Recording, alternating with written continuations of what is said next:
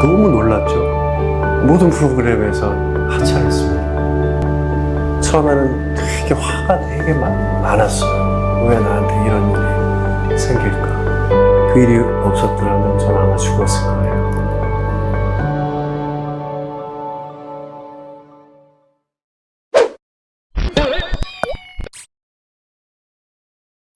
아내가 이 인터뷰를 보면 아마 울 수도 있습니다. 제가 굉장히 바빴습니다. 학교 교수도 하고 있고요.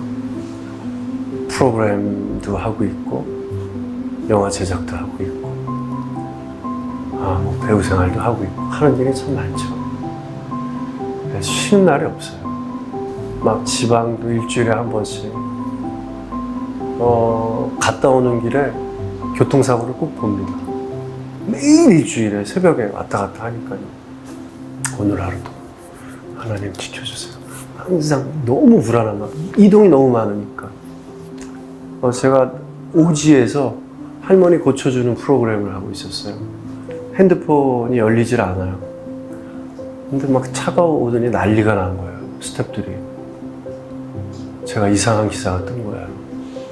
제가 어떤 사람한테 아주 못되게 했다. 너무 놀랐죠. 모든 프로그램에서 하차를 했습니다. 기도를 했어요. 하나님 왜 나한테 이런 시간을 주시는지. 제가 연예가중계라는 프로그램을 한 10년을 했거든요. 동료 연예인들이 어떤 나쁜 일을 당했을 때 제가 집에 돌아오면 너무너무 힘들어했던 것을 아내가 알아요. 이 오빠가 혹시 나쁜 생각을 하지 않을까. 너무 큰 신문 사면에도 났던 기사고 막 이랬기 때문에 아내가 제 옆에 있어줬어요. 집에 있으면 오빠 나 장 보러 가야 되는데 나와. 그래서 시장에도 데리고 가고 혼자 두지 않았어요. 이상한 생각을 할까 봐. 처음에는 되게 화가 되게 많았어요. 왜 나한테 이런 일이 생길까? 하나님이 나한테 안 그랬으면 정말 저는 쉬지 않고 일을 했을 거예요. 왜냐하면 몇 년씩 했던 프로그램들이거든요. 제가 빠지면 팀들도 책임감 같은 것도 있고 이런 일이 아니었으면은 제가 이렇게 빠질 수 있는 그런 분위기가 아니었단 말이죠. 아내가 항상 이렇게 툭 얘기하는 게 있어요. 오빠, 나중에 우리 민준이, 예준이가 크면 아들이 둘이라서 나 외로울 것 같아. 딸이 있었으면 좋겠어. 당신 오빠 나이 몰라? 야, 둘도 너무 감사하잖아. 그리고 우리 지금 너무 바쁘고. 이렇게 항상 그 얘기를 제가 이렇게 귀담아 듣지 않았던 것 같아요. 아내가 그렇게 원했던 거였고, 아이가 또 건강해야 되니까 아내 몰래 저 나이도 있고 그러니까 검사를 받았어요. 선생님이 쉬지 않았으면은 당신 죽을 뻔했다고. 어떻게 몸이 이 지경까지 됐는데 지금 병원을 찾아오셨어요? 이러시는 거예요. 사람이 일을 하다 보면 집중하고 이래서 모르잖아요. 하나님이 저한테 그 시간을 안 주셨다면 전 죽었을 수도 있어요. 아마 객사했겠죠. 정말 쉬지 않고 달려왔는데 하나님이 주신 시간이라고 생각하고, 그래서 저 옷방에서 제 건강과 지금 있는 일에 대해서 기도를 하기 시작했어요. 그리고 새벽 기도를 계속하고 이러면서 저의 건강도 되찾고 하나님이 딸을 주셨고, 그 순간 제가 딸한테 해줄 수 있는 게 뭘까를 생각했어요. 그런데 이런저런 핑계로 어느 프로그램이나 어느 영화 현장이나 사람을 만나는 장소에 가면 항상 이제 선배이기 때문에 핑계일 수 있지만 회식을 해야 되고 생방송이 끝나면 PD님이 회식 가자고 그러면 회식을 해야 되고, 그럼 선배님 뭐 건배사 한잔 하시죠? 이러면 뭐 맥주라도 조금 마시면서 건배사를 했고, 그래 이건 어쩔 수 없이 하나님이 주신 일을 하면서 어쩔 수 없는 환경이니까 이해해 주시겠지. 넘겨왔던 거죠. 아버지가 저한테 준 선물이잖아요. 하나님 아버지가. 지금 민서의 아빠는 어떤 선물을 줘야 되나. 술 끊었어요. 그래서 민서한테 되게 고마워요. 이제 형 뭐, 선배님 뭐 이래도 딸하고 약속이야. 건강해야 돼. 내 나이에 지금 아기가 빵살이야. 나 술 먹으면 안 돼. 이게 되더라고요. 예전에는 어떤 핑계를 대도 선배님 한참 안 해. 이거를 막 너무 힘들었었거든요. 근데 지금은 그런 시간을 통해서 아내와 관계도 너무 더 좋아지고 이렇게 큰 선물을 주셔가지고 이 시간을 통해서 내가 진짜 건강을 회복하고 또 이런 좋은 일도 하나님이 주시는구나. 그래서 항상 원망보다는 이 시간을 왜 주셨을까? 항상 이유가 있다라는 거. 제가 어느 자리에 가든 그 장소에 나를 보내주신 항상 이유가 있다라는 거죠. 지금 제가 인터뷰하는 것도, 여러분을 만나는 것도, 여러분이 제 목소리를 듣고 제 이야기를 듣는 것도 우연이 아니라는 겁니다. 다 하나님은 계획이 있으신 거예요. 건강을 회복하고 딸아이도 만나고. 그 일이 없었더라면 전 아마 죽었을 거예요. 하나님이 다시 또 자연스럽게 일을 할 수 있게 해주시고, 또 그런 일을 다 하나님께서 저를 괴롭힌 사람에 대해서 구형이 나왔으니까요. 하나님이 다 갚아주시고 하나님이 다 해주셨어요. 저는 기도만 했어요. 하나님은 그렇게 놀라우신 분입니다.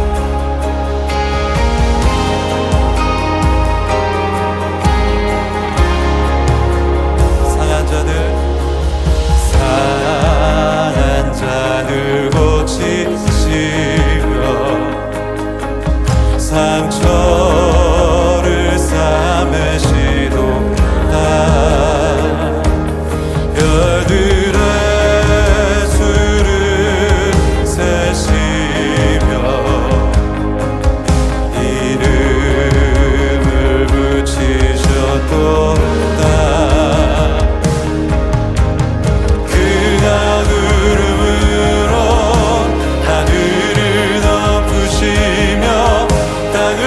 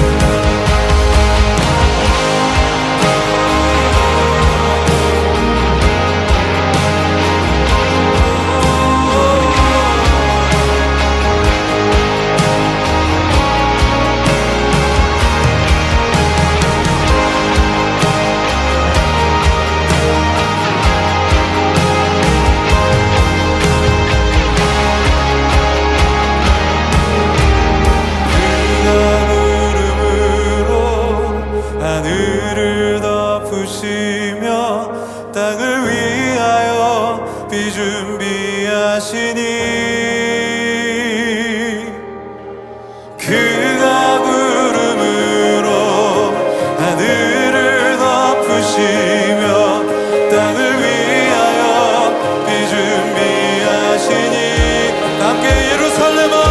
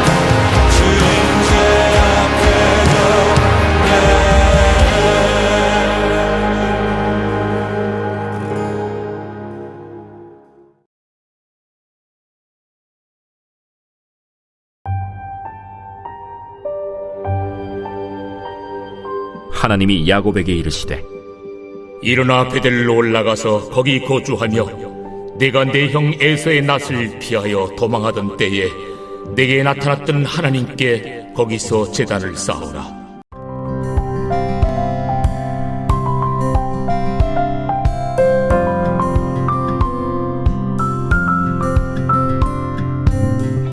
야곱의 아들들은 이 말을 듣고 아버지에게 화를 냈습니다. 수치당한 자기 누이의 일들을 어떻게 처리해야 하냐고 따지며 물었죠. 이제 두려움과 절망에 빠져 있는 야곱에게 하나님이 개입하셨습니다. 하나님은 늘 야곱이 위기에 빠질 때마다 개입하셨죠. 야곱은 문제를 일으켰고 하나님은 문제를 해결하셨습니다.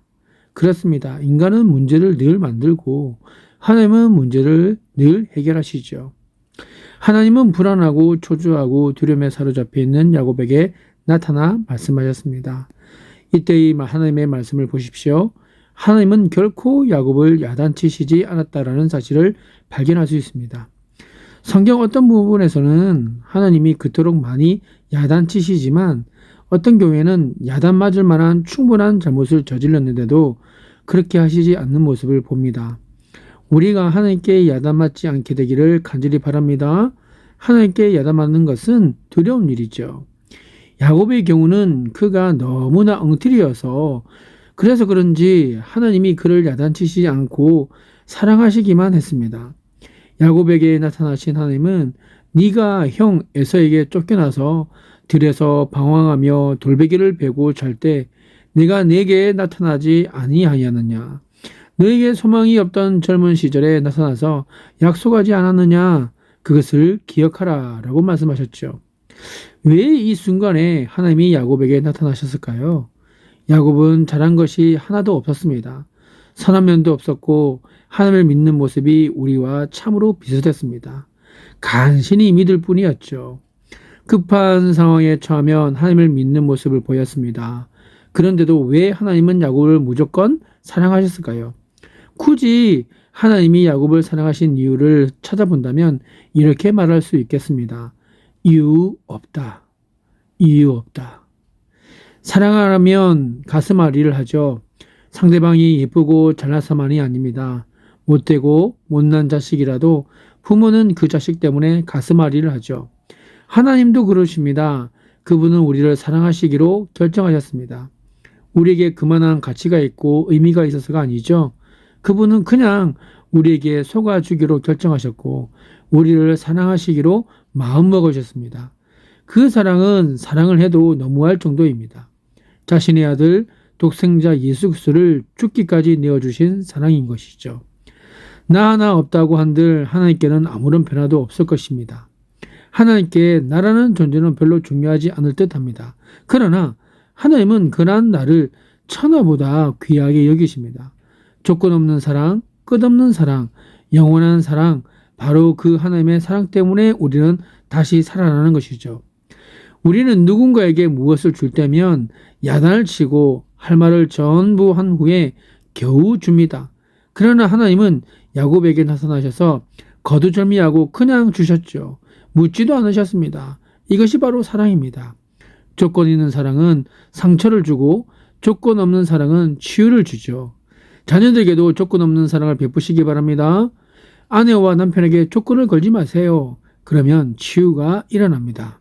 오늘 본문 35장 1절을 다시 한번 보도록 하겠습니다. 하나님이 야곱에게 이르시되 일어나 베델로 올라가서 거기 거주하며 내가 내 형 에서의 낯을 피하여 도망하던 때에 내게 나타났던 하나님께 거기서 제단을 쌓으라. 하나님이 야곱에게 하신 말씀을 살펴보겠습니다.